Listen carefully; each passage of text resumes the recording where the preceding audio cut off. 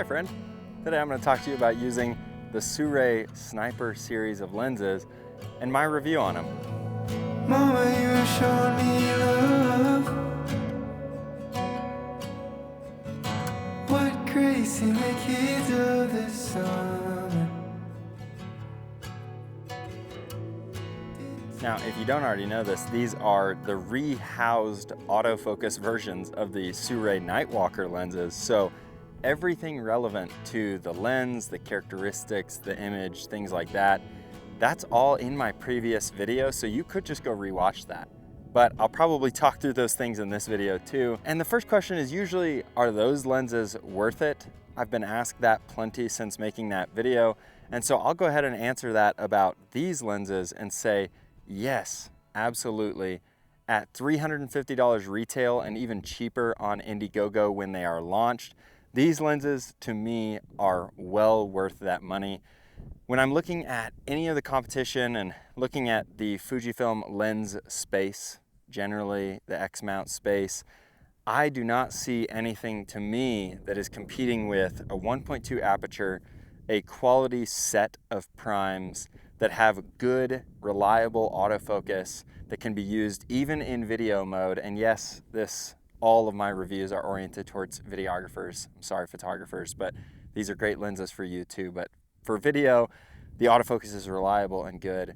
And yeah, at 1.2, at this price point, with the image quality and characteristics, yes, even with the flaws, to me, I think at $350 per lens and about $1,000 for the set, I just don't see anything else in that price range, in the budget realm, that is close to this quality. So yes, they're worth it. That's my short answer. If I've sent you this video in response to which Fujifilm lenses should I buy or whatever DM question that I get, that's my short answer. So having shared that I do think they're worth it, let me tell you why.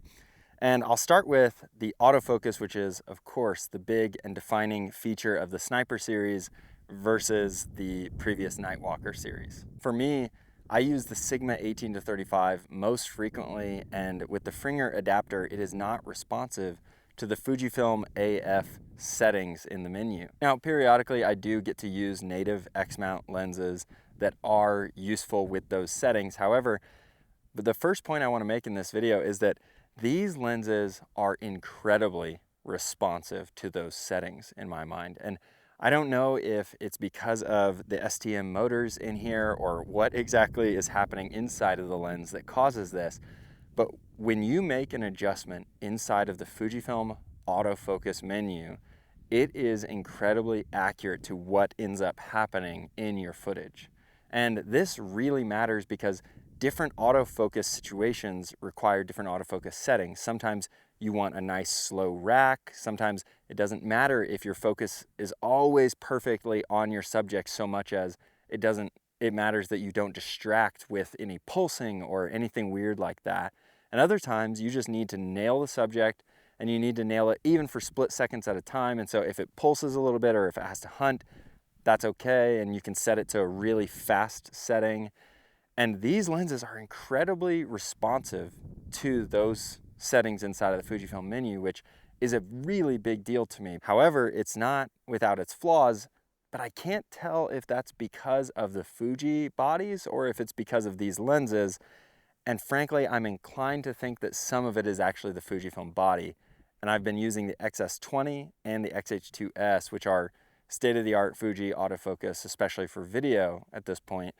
And it every now and then still does some of the hunting things. Every now and then it still does some of the pulsing thing, but it's not that frequent.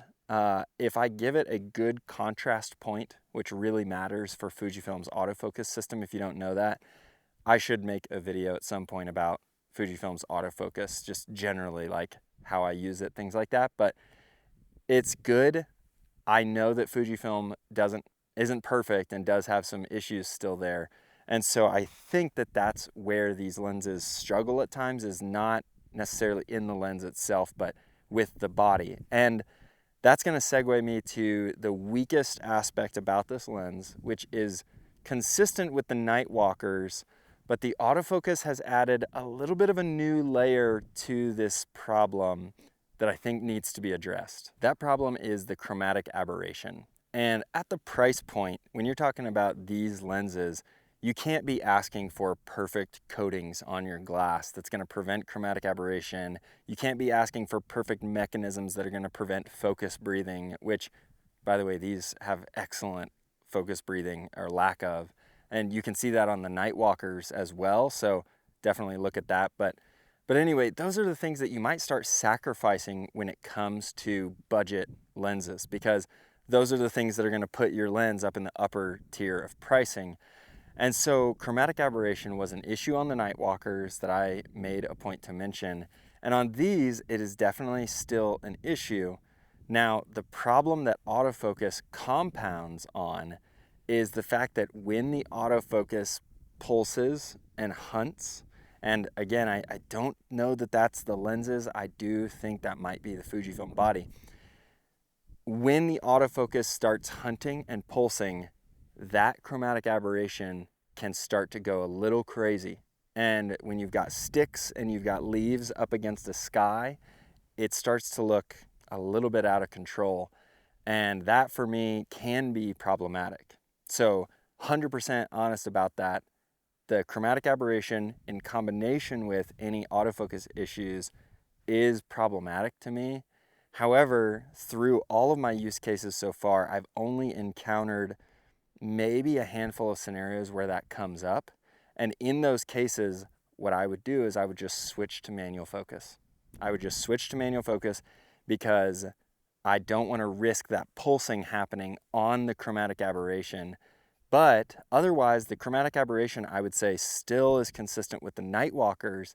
And my point about that is you're going to have that with budget lenses. And I personally don't find it terribly distracting. The last weakness that I want to talk about before I get into all the rest of the great things about these lenses is the weather sealing. These are not weather sealed. And again, please keep in mind when you're thinking about this budget, you're probably going to sacrifice features like that.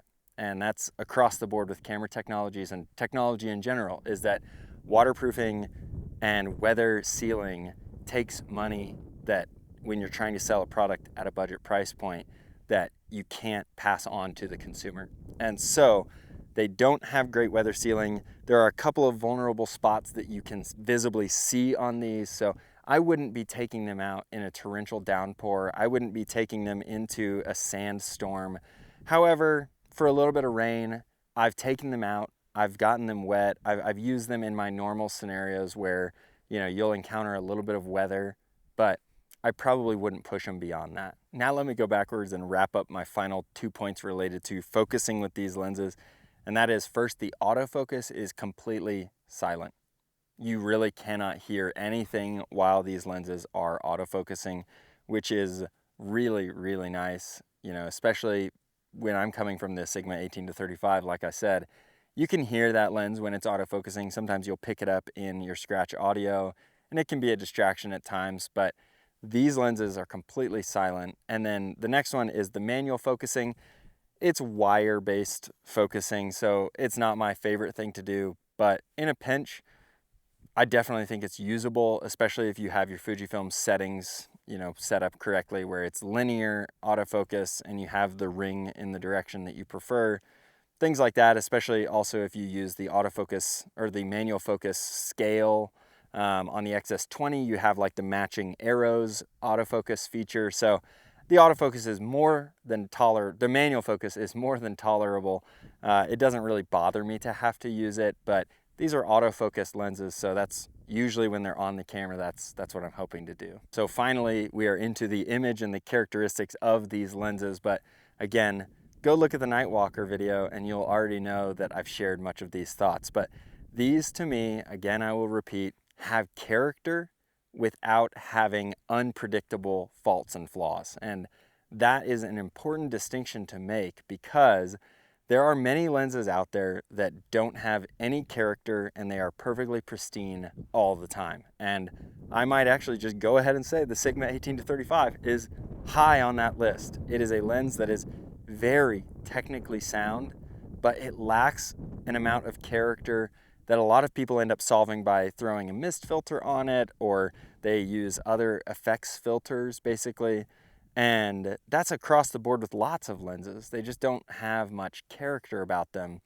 So then a lot of people will go to vintage lenses, or they'll go to, cheap anamorphics or cheap other lenses, and they're looking for something. They're looking for something special in the image that's a little bit of character.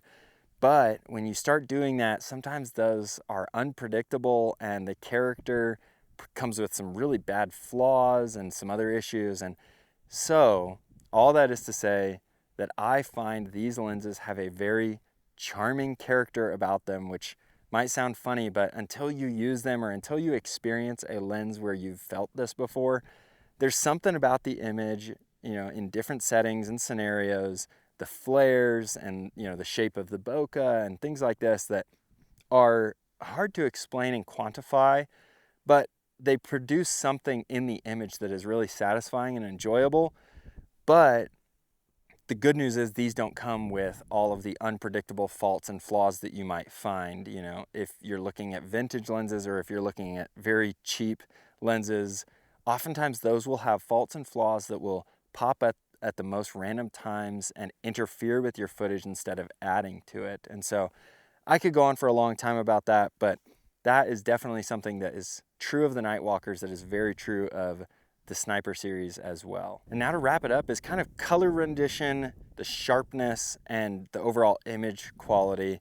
And is the 1.2 actually useful? Because I had a friend who told me that f1.2 on many lenses seems just like a marketing feature because you can't actually use it because it's so soft or the autofocus isn't good enough.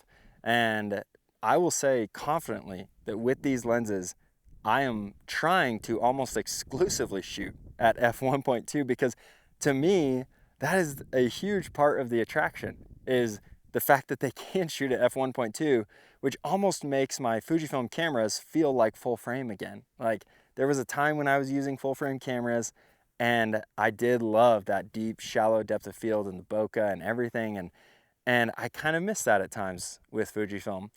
But with 1.2, you can get that. And these lenses for me are really usable there. You might start to see an increase in, let me mention here, in image quality and characteristics. There's a little bit of vignette on these lenses, which I love. I actually think that it looks really well stylized. A lot of lenses, that are used in big time production sets have characteristics like that built in. And so frankly, I really like that little bit of vignette. And at 1.2, maybe you'll see slightly more pronouncement of that. You might see some softness in the edges and the corners, but for me, nothing at all that would be distracting. In fact, it would only add to the image. And I've loved using these things at 1.2 so far. And so anyway, that's the aspect of 1.2. And just generally speaking to the image quality, it's incredibly sharp. I mean, if you get up to f2, f2.8, if you're using these at f4, the image quality is unbelievable. I seriously think that the image quality out of them is really, really good. To me, it punches way above its weight class in that category. And the color rendition is very nice. It has a definite color about it. There's definitely something that's added to the image. When I throw on my Sigma 18-35 versus using these, you can see a visible difference between those two lenses.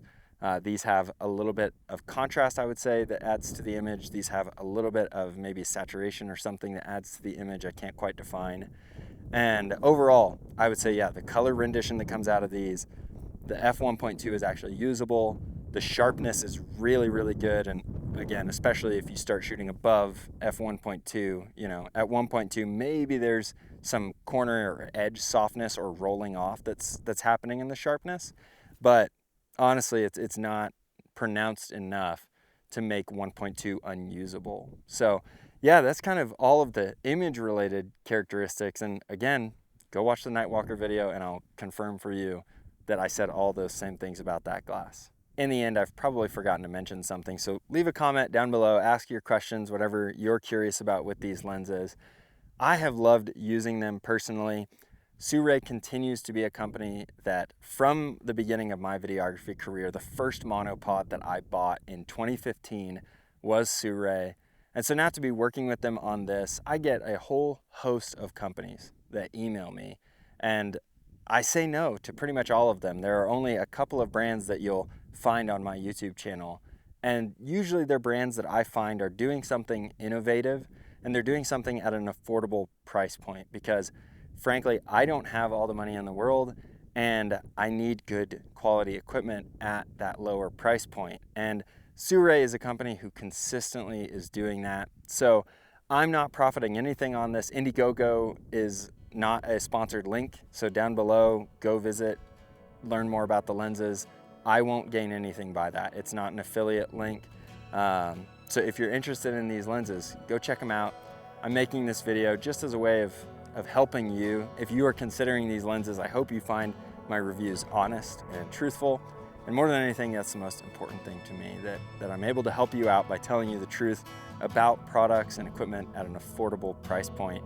So thank you so much for watching this video. Again, leave a comment below if I missed any questions, if I didn't answer anything that you're looking to know. Thanks so much for watching, friend. I'll see you. Well, love, it ain't enough. I'm captured by the good.